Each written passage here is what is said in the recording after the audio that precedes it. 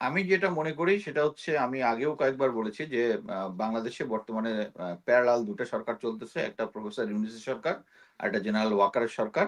এখন বর্তমানে যতদিন যাচ্ছে আস্তে, আস্তে জেনারেল ওয়াকার সরকার শক্তিশালী হচ্ছে।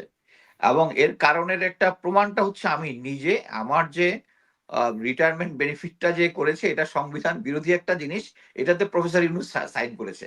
সো এরকম একটা অন্যায় কাজে যেটা সংবিধান বিরোধী একটা কাজে এখানে হাসিন স্যারও এটা বুঝবেন, ব্যারিস্টার ভাইও বুঝবেন। সো এরকম একটা কাজে করতে পেরেছে মানে হচ্ছে তাকে যথেষ্ট প্রেশার ক্রিয়েট করতে হচ্ছে। এটার মানেই হচ্ছে জেনারেল ওয়াকারের আ যে আ যে ক্ষমতার বলয় এটা বৃদ্ধি পেয়েছে। এবং এই বৃদ্ধি পাওয়ার ক্ষেত্রে যেটা হয়েছে এবং সেই সেম জিনিস আমাদের মিলিটারি।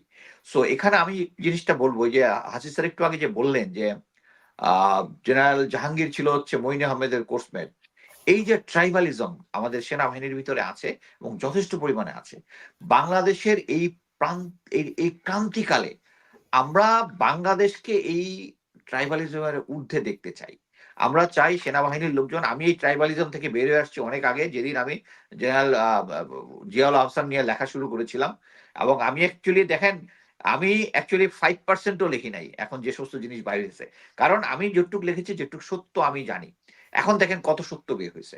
সো আমি মনে করি আমাদেরকে বাংলাদেশকে রক্ষা করতে হইলে সে মিলিটারির লোকজনকে এই ট্রাইবালিজম থেকে বেরিয়ে আসতে হবে।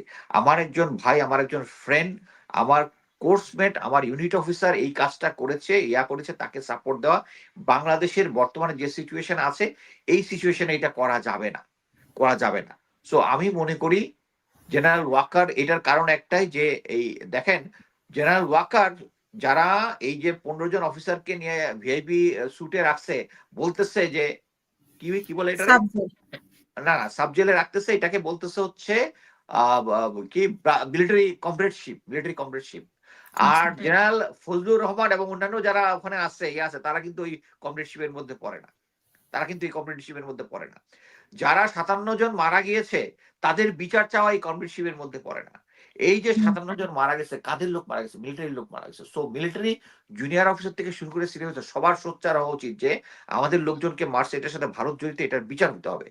জেনারেল ওয়াকার উল্টা আমরা দেখছি এর আগে বলছে যে শুধু বিডিআর এর লোকজনই করছে ফুল স্টপ দিয়ে দিছেন উনি।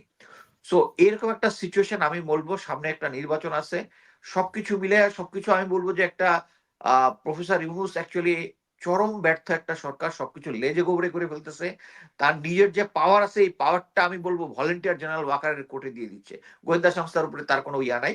তারপরেও আমরা আশায় আছি হচ্ছে সামনে নির্বাচনটা যেন হয়, নির্বাচনটা সহি হয়। আমরা এরপরেও সেই সেনাবাহিনীর উপরে করি, ভরসা করি কি জন্য?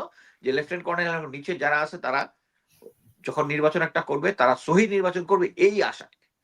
এবং আ তারপরেও আশা করব যে জেনারেল ফজলুর রহমান যে কাজটা করেছেন এটা একটা আউটস্ট্যান্ডিং কাজ। এটার ব্যাপারে এখন পর্যন্ত এটা পাবলিকও করে নাই।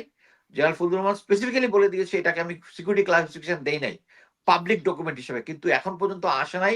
কারণ এর মধ্যে জেনারেল ওয়াকার আছে। কারণ সে হলো প্যারালাল সরকার। তার নাম আছে।